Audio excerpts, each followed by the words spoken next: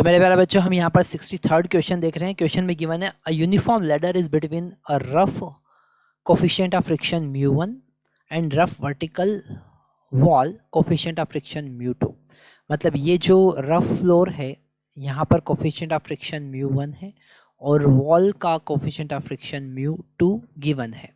Okay, what is the minimum value of theta that ladder can make with floor without slipping. Okay, तो यहाँ पर हमको limiting friction force का concept use करना पड़ेगा। मतलब कि यहाँ पर जो फ्रिक्शन फोर्स लग रहा है, अच्छा यहाँ पर जो फ्रिक्शन फोर्स लग रहा है उसका डायरेक्शन हम देखें तो डायरेक्शन कैसा होना चाहिए।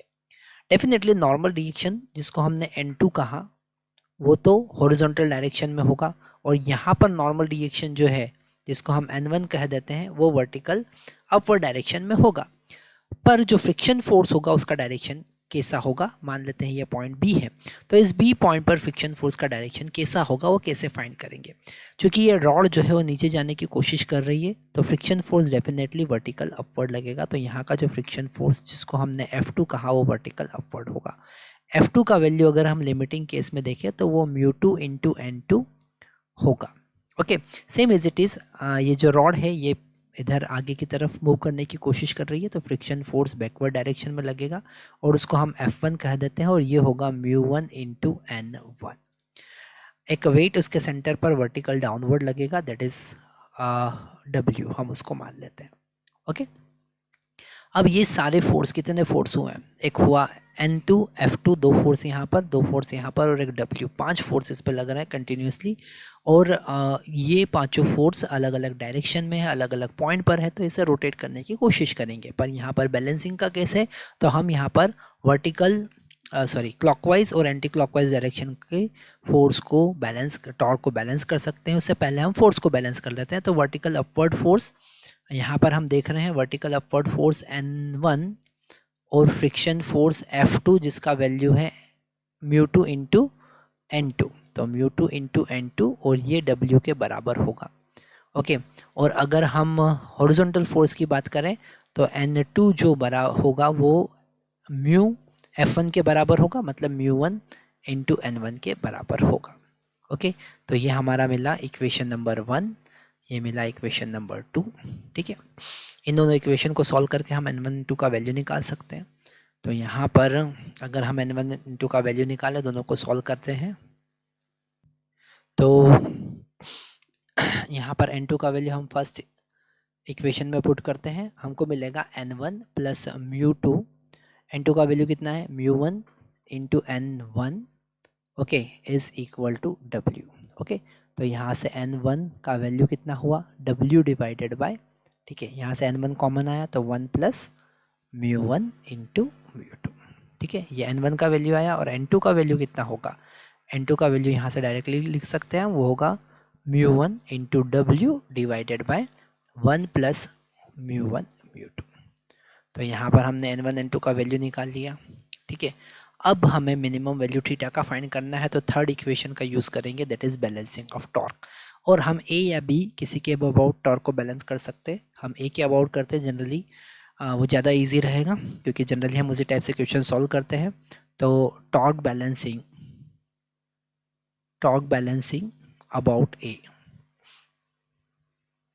ठीक है, ए के अबाउट हम टॉर्क को बैलेंस करते हैं।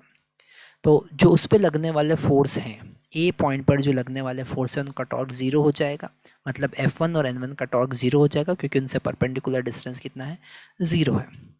हम यहाँ पर W का टॉर्क सबसे पहले फाइंड करेंगे। जो W है, ठीक है, उसका टॉर्क होगा क्लॉकवाइज डायरेक्शन में, N2 का टॉर्क होगा एंटी क्लॉकवाइज डायरेक्शन में, और फ्रिक्शन फोर्स का टॉर्क भी होगा एंटी क्लॉकवाइज डायरेक्शन में, F2 का भी। तो सबसे पहले W का निकालते हैं, तो W इंटू उसका distance L/2 into cos theta. ठीक है, अगर हमने ये एंगल थीटा कंसिडर किया है तो जो उसका डिस्टेंस होगा वो कितना होगा, L/2 कॉस थीटा, है ना।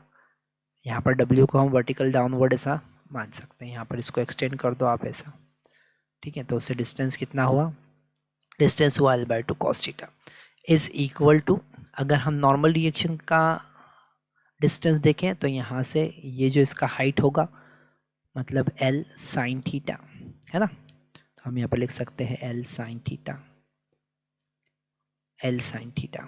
और अगर फ्रिक्शन फोर्स F2 जिसका वैल्यू है म्यू 2 इंटू N2 और उसका डिस्टेंस कितना होगा L cos थीटा, ठीक है। ये फ्रिक्शन फोर्स वर्टिकल अपवर्ड, तो ये जो बेस होगा वो उसका परपेंडिकुलर डिस्टेंस होगा, ठीक है। अगर इस टाइप के मल्टीपल क्वेश्चन सॉल्व करते हैं तो फटाफट आप डायरेक्टली परपेंडिकुलर डिस्टेंस फाइंड कर सकते हैं। एल यहाँ पर हम कैंसिल कर सकते हैं। अब हमें यहाँ पर N1 N2 का वैल्यू पुट करना है, तो हम लिखेंगे W cos theta is equal to, यहाँ पर बाई 2 भी हमको मिल रहा है, इज इक्वल टू N2 का वैल्यू सबसे पहले हम पुट करते हैं। वैसे दोनों जगह N2 का ही वैल्यू पुट करना है, तो हम यहाँ से cos थीटा को एक साइड लेकर आते हैं, मतलब हम यहाँ पर लिखेंगे माइनस म्यू 2 इंटू N2 का वैल्यू कितना है mu 1 into W divided by 1 plus mu 1 mu 2 into cos theta as it is. फिर N1 N2 का वैल्यू पुट करेंगे mu 1 into W divided by 1 plus mu 1 mu 2 into sine theta, ठीक है। तो यहाँ से हम टेन थीटा निकाल सकते हैं और टेन थीटा हमको मिलेगा हम यहाँ पर W सबसे पहले कैंसिल कर देते हैं, तो W यहाँ से कैंसिल हुआ, ठीक है। अगर हम न्यूमरेटर की बात करें तो वो होगा, इसका अदर मल्टीप्लाई करेंगे तो 1 plus mu 1 mu 2 minus 2 mu 1 mu 2, क्योंकि यहाँ पर W कैंसिल हुआ, म्यू 1 म्यू 2 प्रेजेंट है, डिवाइडेड बाय बेस में हमको मिलेगा म्यू 1, जस्ट अ मिनट। तो यहाँ पर ये W कैंसिल हुआ था, 2 म्यू 1 हमको मिल रहा है। फाइनली हमको मिलेगा 1 minus mu 1 mu 2 divided by 2 mu 1, okay. और हम इसका टेन इनवर्स लेकर थीटा का वैल्यू फाइंड कर सकते हैं। तो हमने यहाँ पर देखा कि हम यहाँ पर जब रोटेशनल मोशन की बात करते हैं और थोड़ा सा डीप स्टडी करते हैं तो काइनेमेटिक्स के मैक्सिमम कॉन्सेप्ट यूज़ होते हैं, न्यूटन्स लॉ ऑफ मोशन के यहाँ पर मैक्सिमम कॉन्सेप्ट यूज़ होते हैं। इसी टाइप के और रोटेशनल मोशन से रिलेटेड आपको अच्छे न्यूमेरिकल्स देखना है, क्रिटिकल न्यूमेरिकल्स देखना है, लॉजिकल न्यूमेरिकल्स देखना है, जो हमारी जेई और नीट एग्जामिनेशन में हमको बहुत ज़्यादा हेल्प करेंगे, तो आप हमारी वेबसाइट पर विज़िट कर सकते हैं chitraeducation.co.in, जिसका लिंक डिस्क्रिप्शन बॉक्स में आपको मिलेगा।